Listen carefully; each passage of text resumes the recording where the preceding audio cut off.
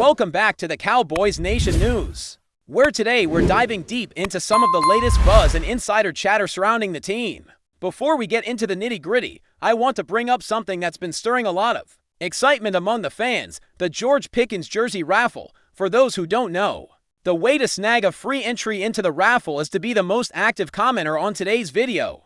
Last time, Riley Graberly took the win with an impressive 115 comments. So if you want to get in on this, start spamming those comments right now and let's keep the energy high. Now, jumping into the meat of the discussion, there's been a lot of talk about a potential hidden gem in the Cowboys' undrafted free agent class: Elijah Clark, the former Syracuse safety. This guy has been getting some serious hype, especially from the Draft Network's fan base, who see him as a strong candidate to make the roster. The biggest piece of evidence supporting this claim was that Clark got some reps with the first team offensive tackles during one of the OTA letters, which definitely raised eyebrows. But here's the catch, and it's an important one: the context around that opportunity is crucial. The way it's been presented makes it sound like Clark is steadily climbing the depth chart.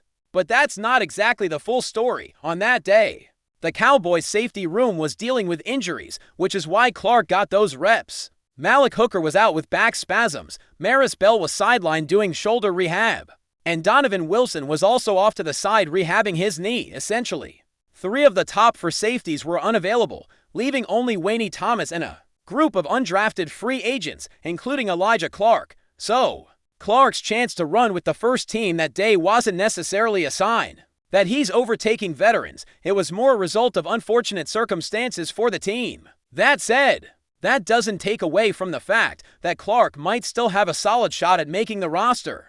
One of the strongest points in favor of Clark making the team is the financial commitment the Cowboys have made to him. Among all the undrafted free agents, Clark secured the largest guaranteed sum to $159,000 in combined base salary and signing bonus guarantees. To put that in perspective, Justin Barron, another player we'll circle back to, was second in that department. This kind of investment suggests that the Cowboys see something in Clark that they want to nurture. Beyond Clark and Barron, there are other names in the undrafted free agent safety pool, like Mike Smith and Raldo Farweather, who are also vying for a spot. The Cowboys' undrafted class isn't particularly large, and the guaranteed money for most of these players is minimal. For example, Zion Turtles ranks 5th among undrafted safeties with a total guarantee of $135,000, while tight ends Tyler Neville, Josh Kelly, Bruce Harmon, and Tan Holden have very little guaranteed money on their deals. So, what do you think? Will Elijah Clark make the Cowboys roster as the sleeper undrafted free agent? Drop a 1 for yes or 0 for no in the comments and let me know your take. From my perspective, Clark is definitely one of the undrafted safeties with the best chance to stick around, but I'd be cautious about calling it a sure thing. If we look at the depth chart, Clark would slot in around 5th behind the big 4: Maris Bell, Wayne Thomas, Donovan Wilson, and Malik Hooker. And the big question is whether Dallas will even carry 5 safeties on the active roster. My guess is that Clark is a near lock for the practice squad, especially considering that guaranteed money. The fact that he got reps with the first team was largely due to injuries, but injuries happen, and he could carve out a role on special teams, which often makes or breaks the roster chances for players in his position. Aside from Clark, Justin Barron is another interesting name. Originally a safety from Syracuse, Barron has transitioned to linebacker and has seen a heavy dose of special teams action. These guys might not be in the starting lineup, but they could very well be the guys who hang around as player number 52 or 57 on the roster.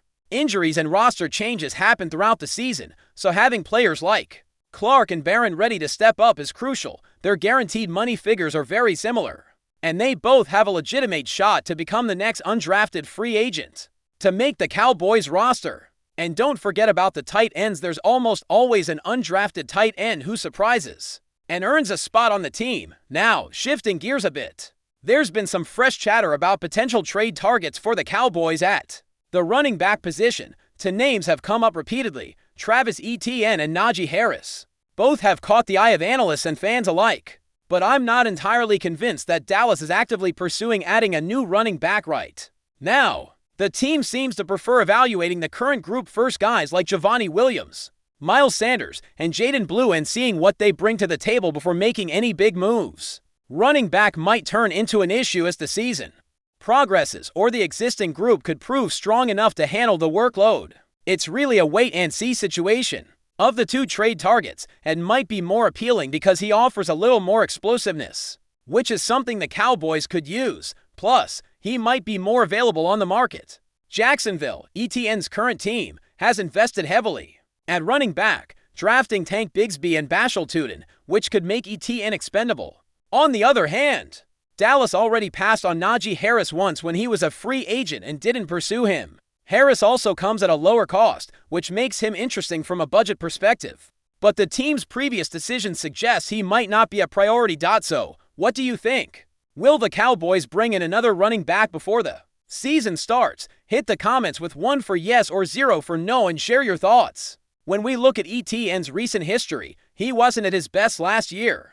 He missed the entire 2021 season due to a foot injury, but bounced back with back-to-back 1,000-yard seasons in 2022 and 2023. However, he eventually lost snaps to Tank Bigsby and saw the offense shift toward Bashal Tuden, who was a near top 100 draft pick. The biggest obstacle for ETN is his contract. He's playing on his 5th-year fully guaranteed option, which amounts to $6,140,000. That kind of salary makes him a prime candidate for trade discussions around the league, as teams look for cheaper alternatives. Whether ETN finishes the season in Jacksonville is still an open question. If Bigsby and Tuden continue to perform well, ETN's days there could be numbered. Then there's Naji Harris, a solid workhorse type who can get you around 150 carries a season, consistently hitting that benchmark that only a few players reach.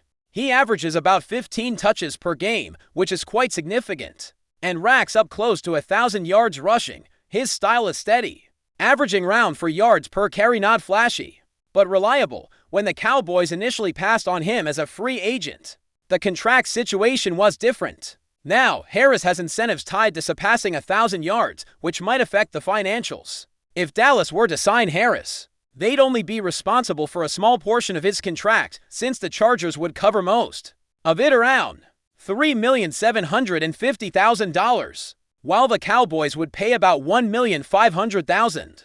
That's an incredibly affordable price for a running back with his workload potential. However, the Chargers drafted a young player named Marion Hampton, so if something were to happen to either Hampton or Harris, the running back depth in Los Angeles could become an issue. This might make the Chargers reluctant to let Harris go given the limited salary savings. With the 4th of July holiday just around the corner, it's a great time to show some love for America's team. Cowboys-themed gear is always a hit for celebrating the holiday, and fans can gear up to rep their team during the festivities. Let's turn our attention to the Cowboys tight ends and recent developments involving the Tight End University program. For those unfamiliar, Tight End University is a gathering of top-tier tight ends. Think George Kittle, Travis Kelce, and Greg Olsen, who come together to share knowledge, train, and sometimes party. This year, 3 Cowboys players attended: Jake Ferguson, Brevin Spanford, and undrafted free agent Tyler Neville, who kind of flew under the radar but was on the official list. Interestingly, Luke Schoonmaker was absent this time around. He and Ferguson both participated last season, so it's worth noting his absence. The reasons are unclear and could be personal or logistical, but it's something to keep an eye on. But before we continue, don't forget to subscribe to our channel and give this video a like. Your support helps us keep bringing you the latest updates on the Dallas Cowboys. Feel free to share your thoughts on the news in the comments as well. The NFL offseason never fails to deliver drama, and the latest whispers swirling around the league have Cowboys Nation holding its breath. According to chatter coming out of Dallas, there are increasing signs that veteran defensive end DEMARCUS Lawrence might be plotting a sensational return to the team just when fans and analysts alike thought his time in Big D had come to an end. Lawrence, a cornerstone of the Cowboys' defense for nearly a decade, had been widely expected to move on following the 2024 season, with Dallas entering what many consider a transitional period, and Lawrence approaching the twilight of his career. The writing seemed to be on the wall. But as insiders hint at late-night meetings, cryptic social media activity, and quiet contact with team brass, the narrative may be shifting. While nothing has been confirmed, league sources suggest the Cowboys are at least entertaining the idea of bringing Lawrence back into the fold, possibly on a short-term, incentive-heavy deal. The move would be as surprising as it would be symbolic, signaling not only a possible change in defensive philosophy, but also a renewed commitment to veteran leadership in the locker room. Some close to the team speculate that Lawrence's return could be tied to uncertainty surrounding the health and performance of younger edge rushers. Others believe the Cowboys simply value what Tank brings in terms of experience, toughness, and presence both on and off the field. Whatever the motive, fans are already buzzing at the mere suggestion of seeing Naji back in a Dallas uniform. As training camps draw closer, don't be surprised if this rumor gathers more steam. For now, it's just noise, but in the NFL, where smoke often means fire, DEMARCUS Lawrence's unexpected comeback could soon become one of the summer's most talked about storylines. That's it for this update. If you enjoyed the video and want to keep receiving exclusive news about the Dallas Cowboys, please subscribe to our channel and give this video a like. We always look forward to your comments and opinions. See you in the next video.